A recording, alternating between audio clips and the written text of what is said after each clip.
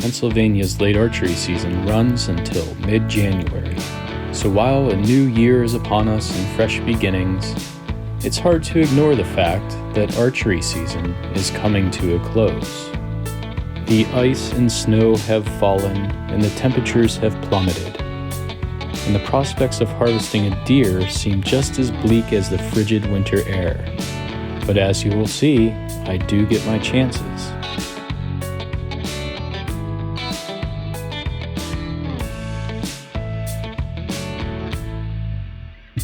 On January 7th, 3 inches of fresh snow gave me the opportunity to track some fresh deer sign.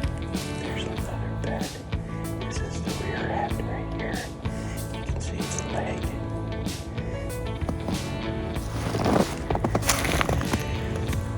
can see its front.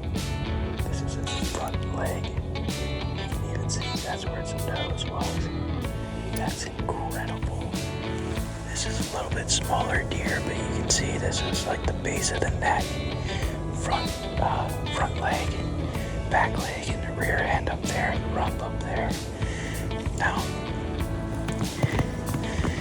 there's another bed there. So we have 4, if not 5 beds right here.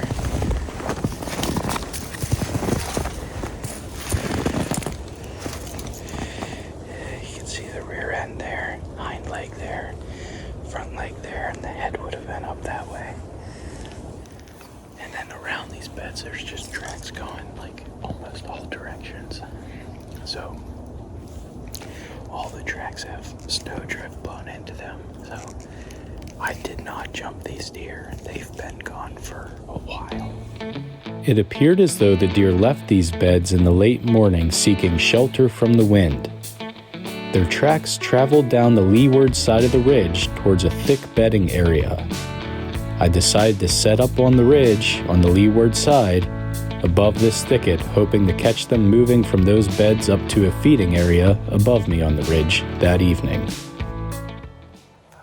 Perfect shelter from the wind. There's been several strong gusts that have blown over this bridge. And where I'm sitting, I'm not feeling any of the wind current. So, yeah.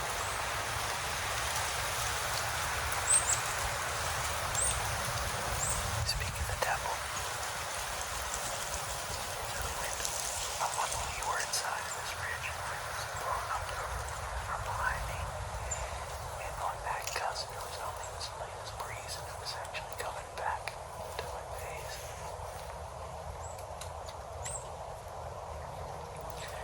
So what that tells me is I'm actually at the perfect sort of elevation on the ridge for a deer to be bedding. They decide to traverse sideways. I got a good chance. Despite the optimism I feel perched 20 yards above a heavily used game trail, I don't see any deer that evening. When I return to the woods several days later, I decide to explore a new section of public land that I had not been to before. On other similar nearby ridges, I've noticed a pattern of deer movement in the evening in which the deer move from the thick bedding cover on the steep hillsides of the ridge up to the open hardwoods at the top. With winds out of the west-southwest, I plan to approach from the north and scout and set up downwind of a drainage ravine that drops down into the gorge. With snow still on the ground, I scout and still hunt my way into the area.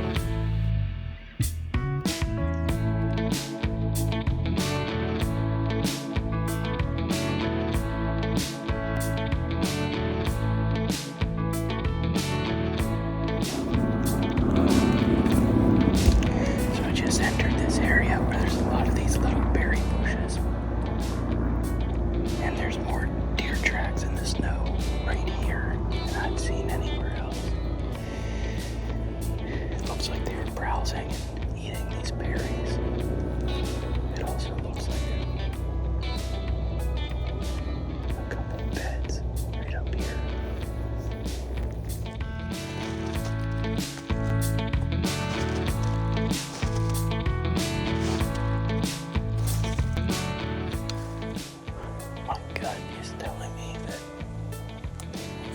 this area at nighttime, and that they're likely bedded deeper in.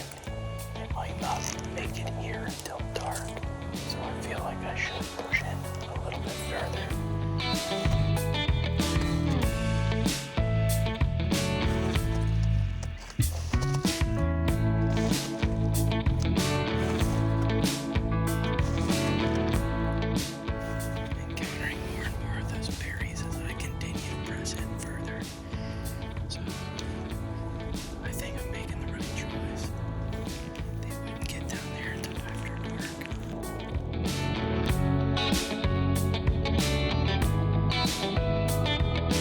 I press into my area of interest and find lots of promising deer sign.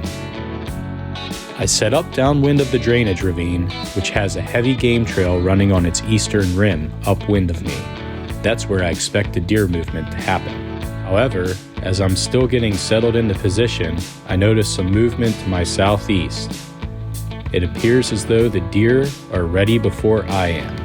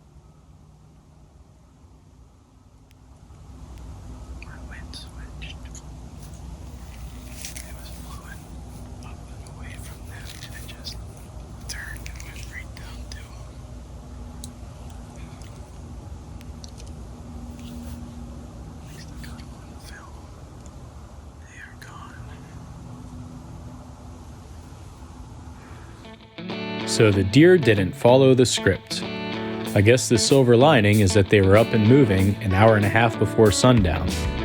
With this spot seemingly ruined for the evening, I thought I'd loop back to the barberry bushes that I found on the way in.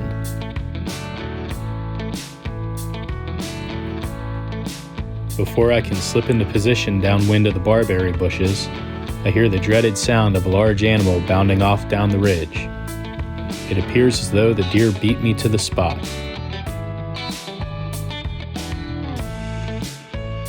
I've had 2 chances, why not a third? I decide to set up until darkness falls.